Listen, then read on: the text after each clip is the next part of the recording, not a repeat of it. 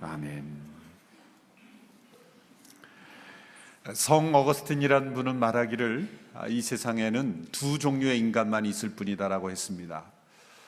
한 종류는 자신이 죄인인 줄 아는 죄인과 또 한 종류는 자신이 죄인인 줄 모르는 죄인들이다, 그런 말을 했습니다. 하용조 목사님은 이 비슷한 말씀을 이렇게 정의한 것으로 기억합니다. 드러난 죄인과 드러나지 않은 죄인밖에 없다라는 것이죠.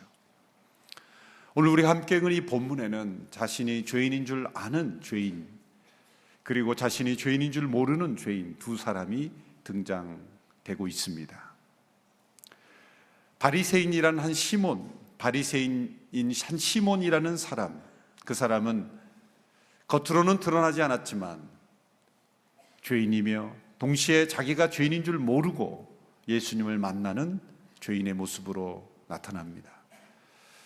그러나 모든 사람들에게 다 죄인으로 드러난 한 여인, 이름도 알려있지 않는 한 죄인으로 평가받고 사람들에게 그렇게 낙인이 찍힌 한 여인, 자신이 죄인인 줄 알며 주님을 만난 한 여인의 모습이 대조되어 등장되고 있습니다.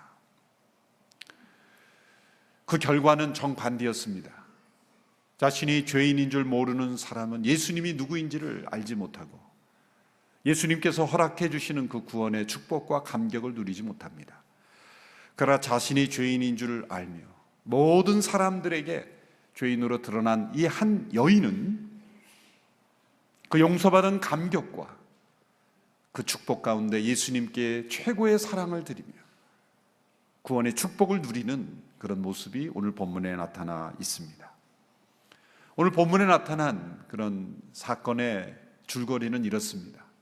어느 마을에 시몬이라고 하는 한 바리새인이 예수님을 저녁 식사에 초대합니다. 예수님은 그 초대에 응하셨고 함께 식사하고 있었습니다. 바로 그때 초대받지 않은 당시 마을에 죄인이라고 낙인 찍혔던 한 여인이 갑자기 그 식사 자리에 들어와서 예수님의 발 앞에 엎드려 눈물을 흘리며 자신의 머리카락으로 예수님의 발을 씻어드리고 향유를 붓는 그러한 돌발적인 사건이 일어납니다. 예수님은 그 여인을 막지 않으셨고 그 광경을 본 이 예수님을 초대한 바리새인이 속으로 예수님을 비판하고 정죄합니다. 이 여인이 누구인지를 알았으면, 이 여인이 얼마나 큰 죄인인 줄 알았더라면 예수님이 이 여인을 행동을 용납하지 않았을 것이다. 예수님은 그 바리새인의 마음의 속에서 일어나는 생각을 아시고 그 바리새인을 교훈해 주는 것입니다. 이 여인은 많은 죄를 용서받았기에 나에 대한 많은 사랑을 표현한 것뿐이다, 그렇게 인정해 주시는 그러한 장면이 오늘 본문의 스토리입니다. 이 시몬이라고 하는 바리새인이 왜 예수님을 저녁 식사에 초대했을까요? 정확한 이유는 성경에 나와 있지 않지만 분명한 것은 순수한 동기는 아니었다는 것이죠. 순수한 예수님께 대한 사랑과 존경은 아니었다는 것은 분명합니다. 왜냐하면 마땅히 예수님께 갖추어야 될 예의도 갖추지 않았기 때문이죠. 당시에 사람들이 누군가를 식사에 초대하면 당연히 제공해야 될 발 씻을 물도 제공하지 않았습니다. 조금 더 귀한 손님에게 제공하는 머리에 향유를 붓는 그러한 예절도 갖추지 않았습니다. 예수님은 이러한 초대에도 응하셨다는 것이 참 놀랍습니다. 예수님은 죄인들의 친구셨고 또 연약한 사람들, 당시에 버림받은 사람들과 함께 식사하셨지만 바리새인의 식사에도 예수님이 응하셨다는 것, 우리의 고정관념을 깨트리게 하는 것이죠. 여러분은 누군가 불순한 의도, 다른 의도를 가지고 초청한 식사 자리에 참여하고 싶겠습니까? 겉으로는 환영하는 것 같지만 속으로는 환영하지 않고 다른 의도가 있는 그런 식사 자리에 앉고 싶어 하겠습니까? 예수님은 누구보다도 이 바리새인 시몬의 의도를 알고 계셨어요. 그 당시에 수많은 사람들이 예수님을, 이제 예수님의 인기가 높아지고 예수님이 유명해지니까 그 유명한 분을 한번 내가 집에 초청해야 되겠다, 그래서 자신의 입지를 한번 높여보려는 의도일 수도 있었어요. 아니면 다른 바리새인들의 사주를 받아서 무엇인가 트집을 잡을 그러한 구실을 만들고 싶어서 예수님을 초대했을 수도 있습니다. 예수님께 대한 순수한 사랑과 순수한 존경이 아닌 자기 자신을 위한 다른 목적으로 예수님을 초대했지만 예수님은 그 초대에 응하시 주셨어요. 왜 그럴까요? 예수님이 그 의도를 몰라서가 아닙니다. 예수님께는 그러한 바리새인도 잃어버린 양이기 때문입니다. 그 바리새인도 구원받아야 될 죄인이기 때문입니다. 그들도 만나 주셔야 그들에게도 변화가 일어나기 때문인 것이죠. 그래서 예수님은 사람을 가리지 않으십니다. 차별하지 않으십니다. 어느 누구든 예수님은 그들을 만나서 그들을 구원하기를 원하셨다는 것이죠.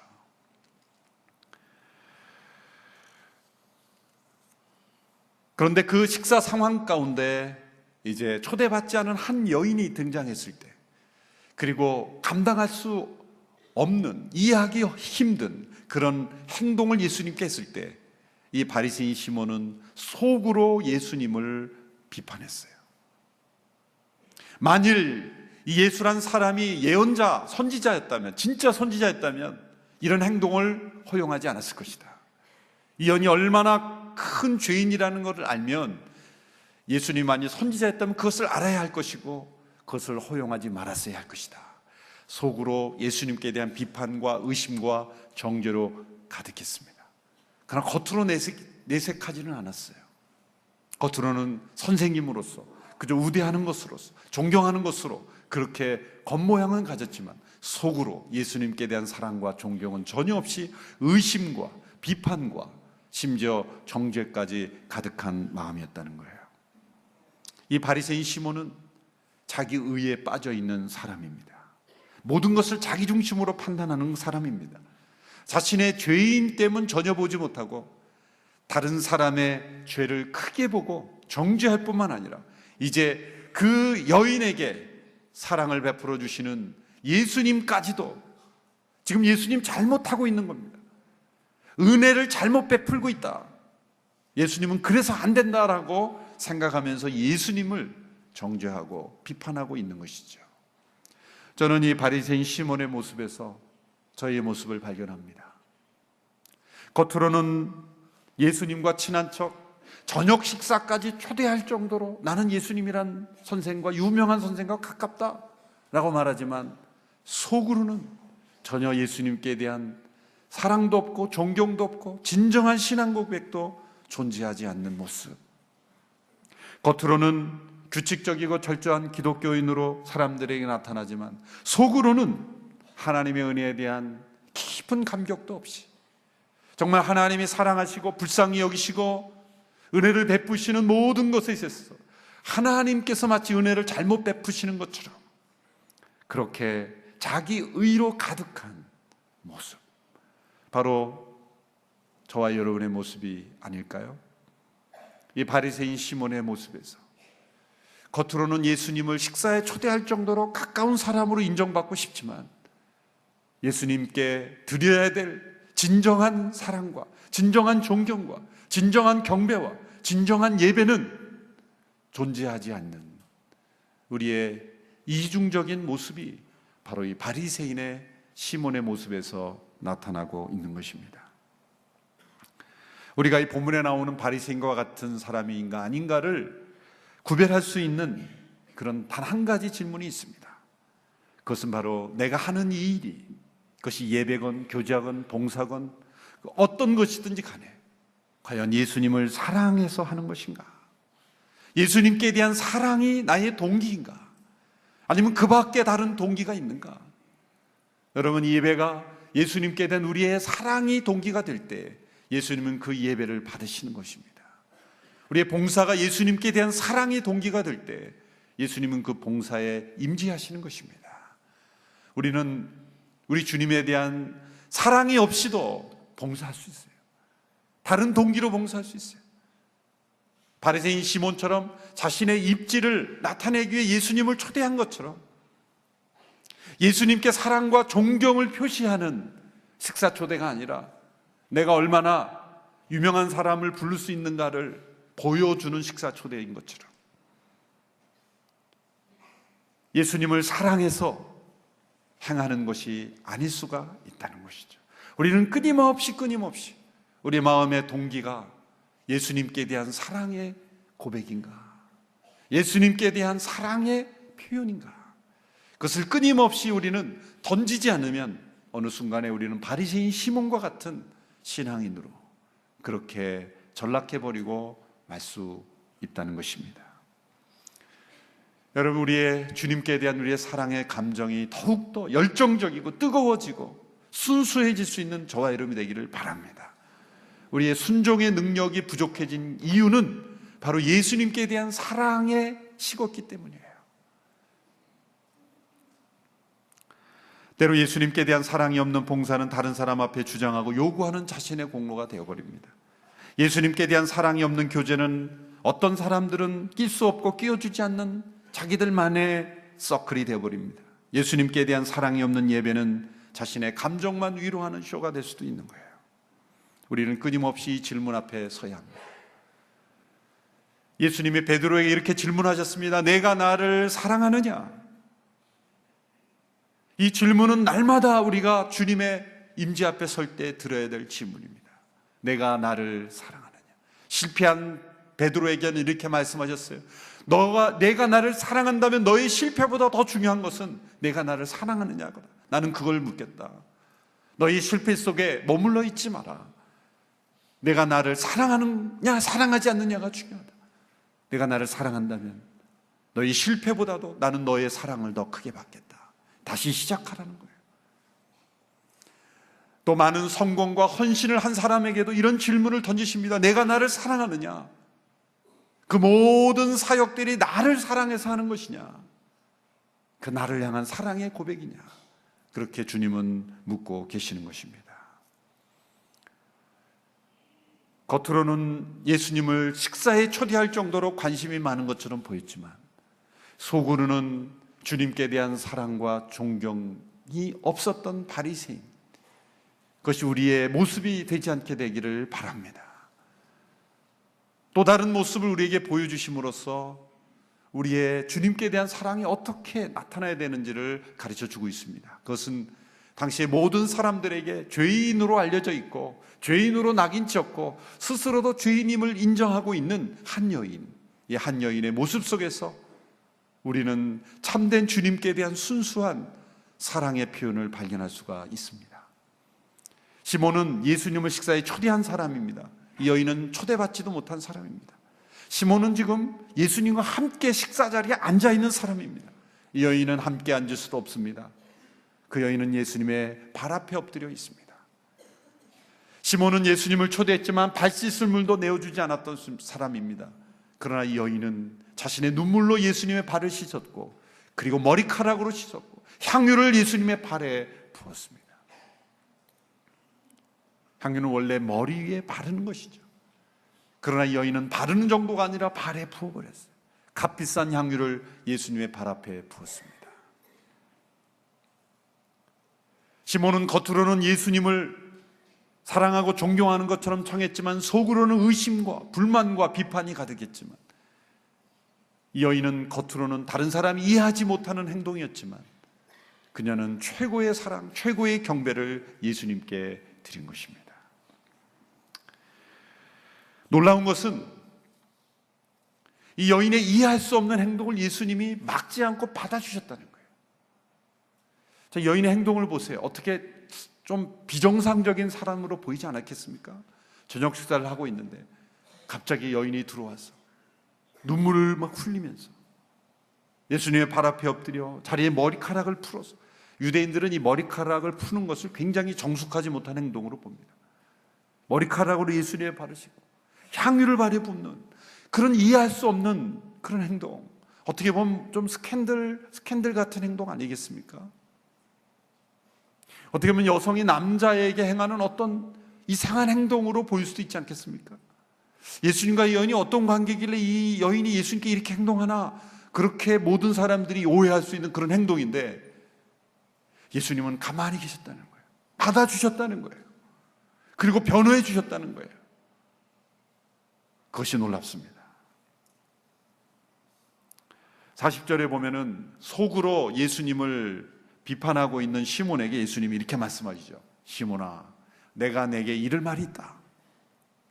자, 시몬은 지금 속으로만 그렇게 생각하고 있는데, 이 여인이 어떤 여인인지 알았더라면 예수님이 진짜 예언자라면 받지 말았어야 되는 건데 왜 이렇게 받으시는가라고 생각하고 있을 때 예수님이 시몬의 마음을 아시고 이렇게 질문합니다. 시몬아, 내게 이를 말이 있다.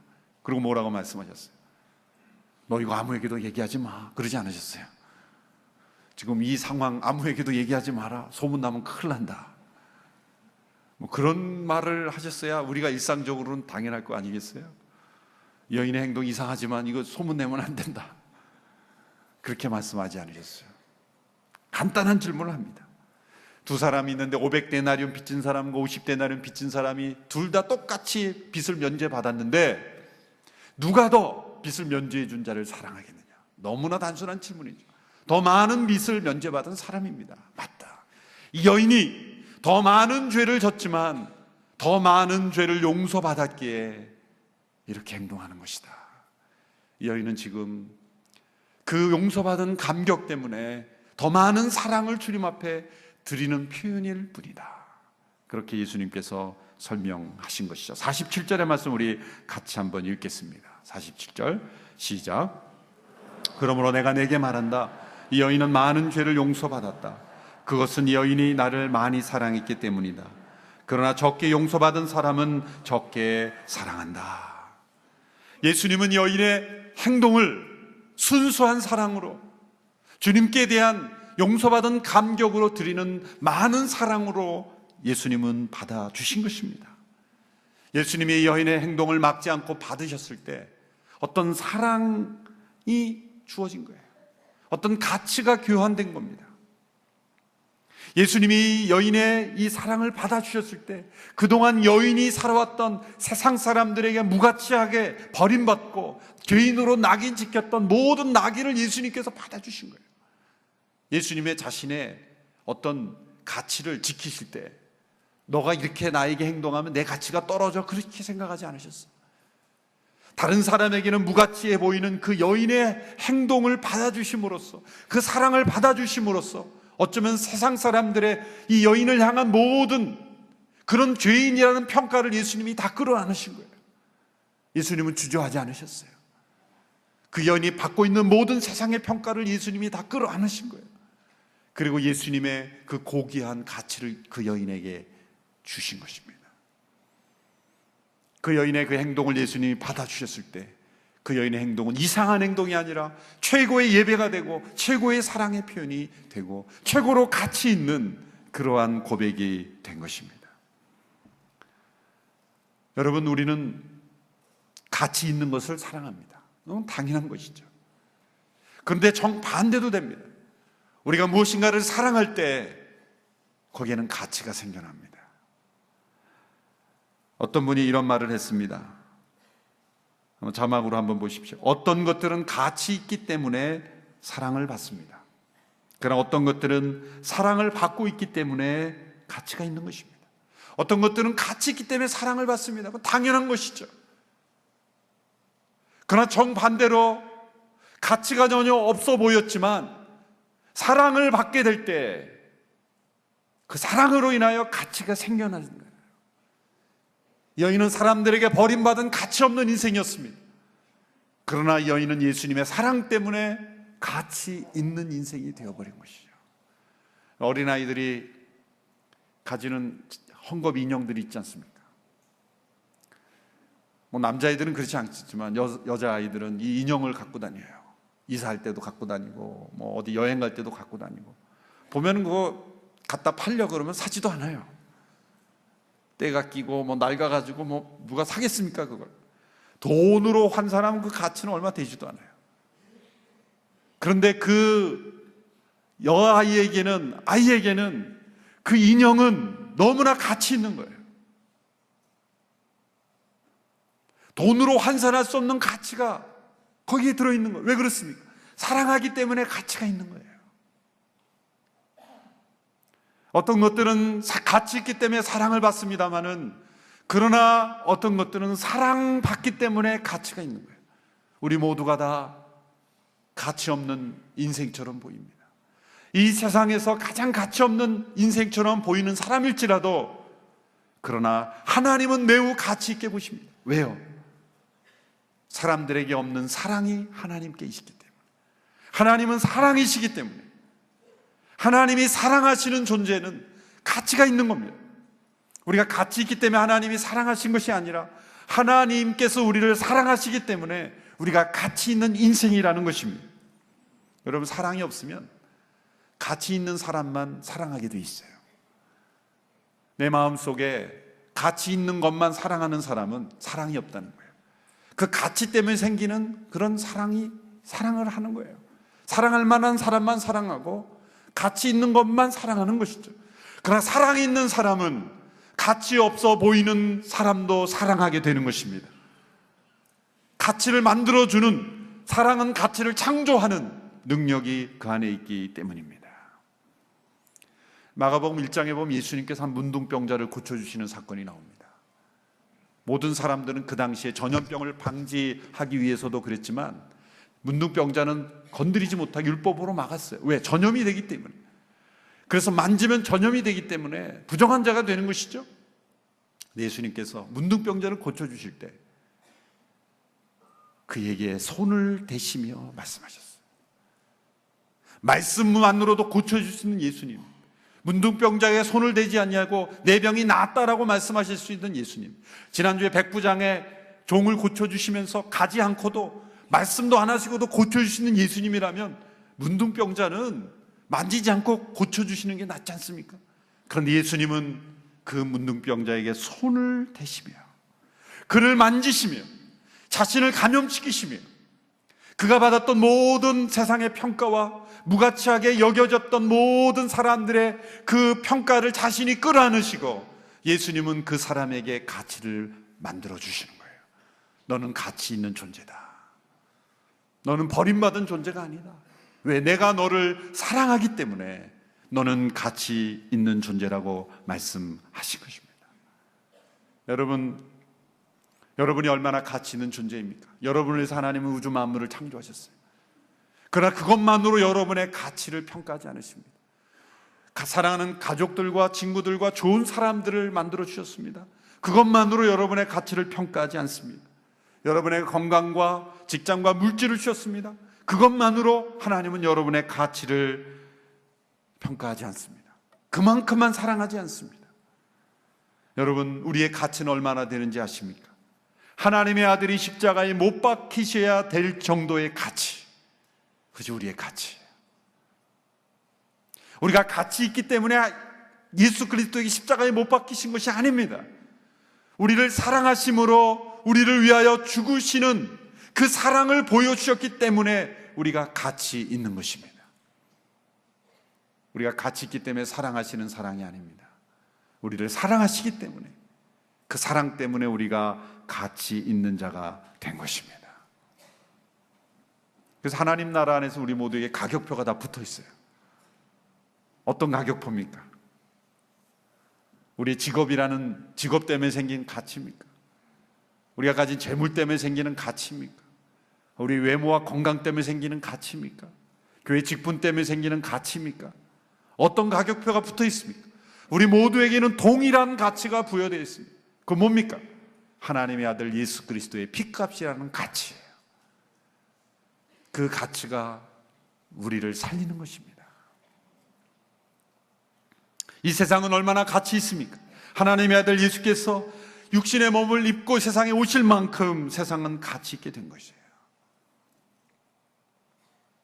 여인은 사람들에게는 다 무가치한 인생으로 버려졌지만 사랑이신 예수님께서 그 여인의 사랑을 받아주시고 그 여인의 죄를 용서하셨기에 그 여인은 실로 가치 있는 인생이 되므로 자기에게 있었던 옥합이라는 소중한 것, 그것은 별로 중요하지 않은 거예요. 사람은 더 중요한 가치를 발견하면 덜 중요한 가치는 다 내려놓게 되어 있습니다. 여러분, 사랑은 계산해서 만들어지는 것이 아닙니다.